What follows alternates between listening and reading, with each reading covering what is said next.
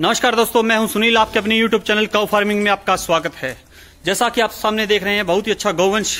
आज जो मैं पहुंचा हूं खाराखेड़ी गौशाला फतेहाबाद, और ये स्वामी जी का आश्रम है और यहाँ पे काफी अच्छा गौ संवर्धन का जो कार्य कर रहे हैं। तो एक बार इनसे मिल करके जानते हैं क्या कुछ यहाँ की व्यवस्था है और कैसी कैसी गायें और संवर्धन पे ऐसा कैसा कार्य कर रहे हैं। नमस्कार।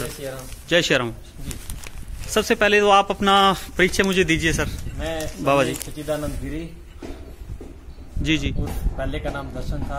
हाँ जी हाँ जी। संन्यास लिया गौ माता की सानिध्य में। ठीक है जी, बहुत बढ़िया जी। कार्य कर रहे हैं। ठीक है जी, ठीक है। तो सबसे पहले मैं आपको ये जानना चाहूंगा आपसे कि जो आपने ऐशो आराम भरी जिंदगी और सब कुछ छोड़ करके जो ये गौ सेवा की जो धारणा, मतलब प्रेरणा आपको कहाँ से मिली? तो किस तरह से आपने गौ सेवा शुरू की और उसके बाद जो सन्यासी का जीवन आप अभी व्यतीत कर रहे हैं, तो उसके बारे में एक बार हमें जरूर अच्छे से बताएं। देखिए, ऐशो आराम का मतलब होता है अपने मन में चैन हो, सुख हो, शांति हो।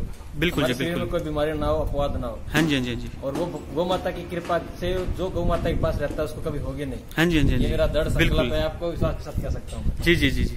तो रही संन्यास की बात, तो एक बार इधर आ जाइए। सालों से ही गौ माता की सेवा में लगे हुए थे। हाँ जी गौ माता की सेवा कर रहे थे।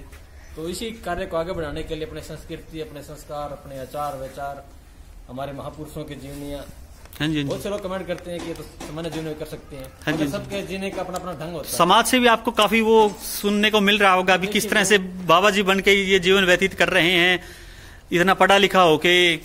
तो इस तरह के सवाल भी आपको सुनने को मिल रहे होंगे। देखिए, समाज में हर प्रकार के लोग होते हैं।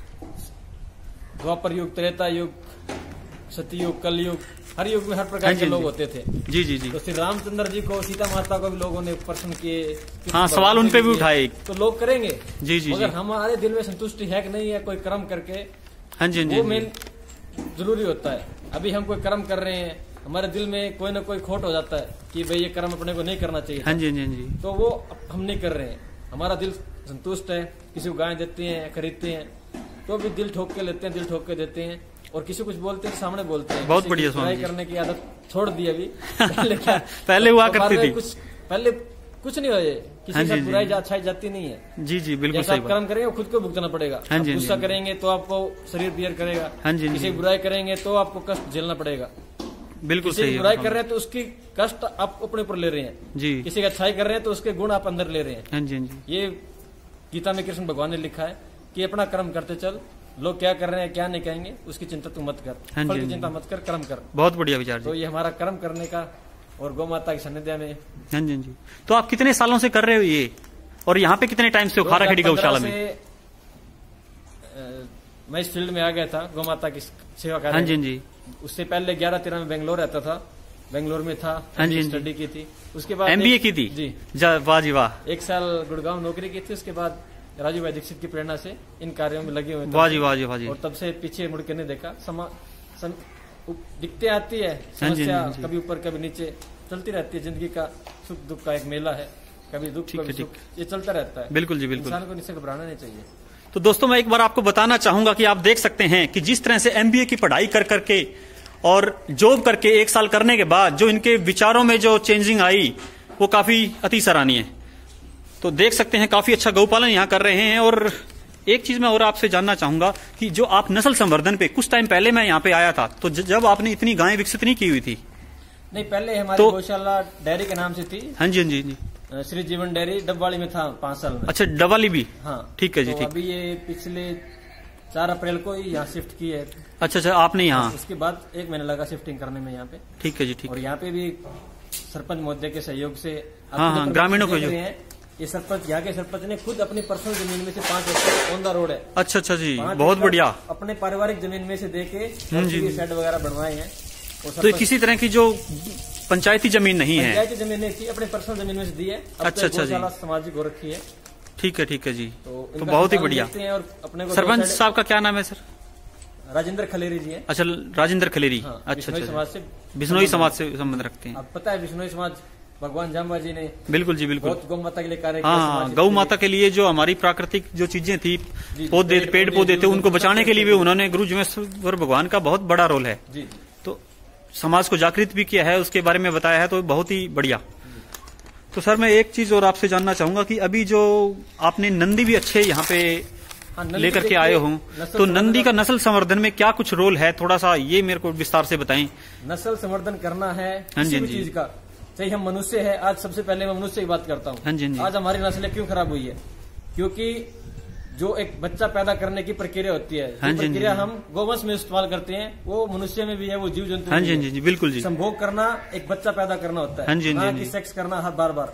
तो उसके लिए भी अपने को हार्मोन्स होते हैं, अपना वीर्य होता है, उसको किस प्रकार हम स्टोर करते हैं, कितने दिन बाद कुछ करना, संभोग करना चाहिए, ये सब चीजें हमारे लिए मायने करती हैं। बिल्कुल। अगर आज हमारी नस्ल क्या है, हम वीडियो देख देख के यूट्यूब फेसबुक पे जो मोबाइल है, वर्ण शंकर संतानें पैदा हो चुकी हैं। शंकर किस लिए पैदा हुई है? क्योंकि हम विदेशी नस्लों के जो फिल्में हैं, एक्टर्स हैं, हमारे एक्टर एक्ट्रेस ऐसे उनको फॉलो करते हैं, उनके जैसा बनना चाहते हैं।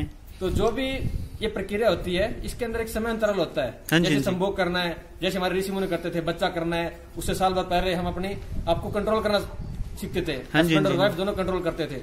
तो उसके बाद एक समय आता था, भगवान की पूजा करते हम, जो वीर्य होता है वो सही स्थान पे डालते थे। तो उसके बाद जो शोधन प्रक्रिया है, कैसा खान पान करना है, रहन सहन करना है, किस तरह के विचार सुनने हैं, कथा सुननी है, जो भी होता था वो एक सिस्टम के माध्यम होता था। आपको वीर वीरांगनाएं पैदा करनी है तो उनकी कथा सुनते थे। बिल्कुल। आपको भक्ति वाले पैदा करने तो संत महात्मा को सुनते थे। दादा दादी होते थे, बड़े बुजुर्ग माता बहनें होती थी, वो जो घर में नई दुल्हन आती थी उसको समझाते थे। तो वो सब सिस्टम होता था। तो उसी प्रकार हम गौ माता का भी जो नस्ल संवर्धन है, एक अच्छा नंदी का चयन करेंगे, तभी अपने को एक अच्छा नस्ल का बछड़ा या बछड़ी पैदा होगा। तो आप देख सकते हैं, परिणाम आपके सामने है। अच्छी नस्ल की गोवंश का सिलेक्शन किया है। तो एक बार इन गायों के बारे में बताओगे? शाहीवाल नस्ल। हाँ, ये दो शाहीवाल की है। हाँ जी। ये शाहीवाल है, ये राठिया है। राठी दो कलर में आ जाती है। तो एक बाबा जी, जो समाज में एक देसी गायों को लेकर के जो एक चीज फैली हुई है, इनका जो दूध उत्पादन है वो बहुत कम होता है। ऐसा कुछ नहीं है। तो उसको लेकर के आप जैसा आप भोजन डालेंगे वैसा ही आप गोवंश देख सकते हैं। हाँ जी। ये गाय देख लीजिए। हाँ जी। ये गाय देख लीजिए, ये देख लीजिए, ये सब 18-20 से ऊपर की है। वाह जी वाह, बहुत बढ़िया। 18-20 से ऊपर लीटर दूध की गाय है। ये 21 लीटर तक की है। ये बाकी आगे 14, 15, 12, 13 लीटर तक दूध की है ये। अच्छी। ये इसके लिए अपने को नस्ल तैयार कर रहे हैं। हाँ जी। तो यही नस्ल संवर्धन का कार्य है कि 8 लीटर से हम 18 लीटर तक कैसे पहुंचते हैं। हाँ जी। वही अपने को नस्ल संवर्धन का कार्य बोलते हैं। एक नंदी का चुनाव भी जैसे हम करते हैं, तो उसमें हमें कम से कम 18 से 20 लीटर की जो गायें होती हैं, उसी के नंदी को हम संभाल करके रखें तो वो ज्यादा बेटर होता है। बेटर होता है, मगर सभी नंदी भी 18-20 लीटर नहीं दे सकते। हाँ जी। उसके लिए तो उसकी जो प्रजननी है वो मतलब आने वाली जो है कम से कम 12-13 पे तो पहुंचे, आ जाएंगे। जो गौशालाएं हैं स्वावलंबी बन सकें और किसान भी।